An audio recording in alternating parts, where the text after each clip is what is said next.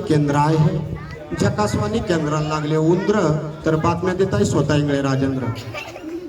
टमाट्याने विळ्याचा खून केला तर हा पंचनामा बघून दादाने केला. लाडक्या चटणीताईला राग आला. काल झालेल्या पावसाच्या भुरभुरीत एक मांजर वाहून गेलं असं वेधशाळेने सांगितलं. घाट नांदरून अंबाजोगाईकडे धावणाऱ्या रामांना कासारे यांच्या ऑटोला मांजरानं धडक दिली. उंदर पळाले, पॅसेंजर फुटफुट्यानं मळाले, त्या ड्रायव्हरच्या हातपाय जागेवर गळाले.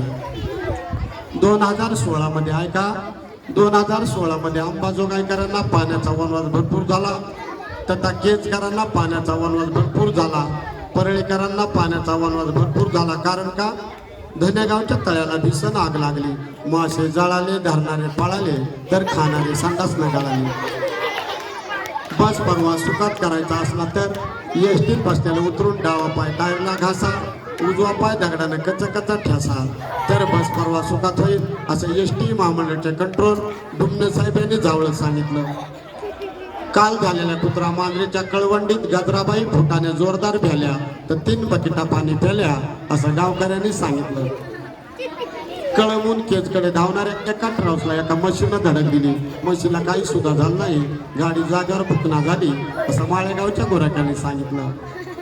येल्डा येथे झालेल्या कार्यक्रमात दादाराव ममयानं जास्त खीर खाल्ली तर त्यांच्या आवाजानं भितडाला चीर पडली असं गावकऱ्यांनी सांगितलं.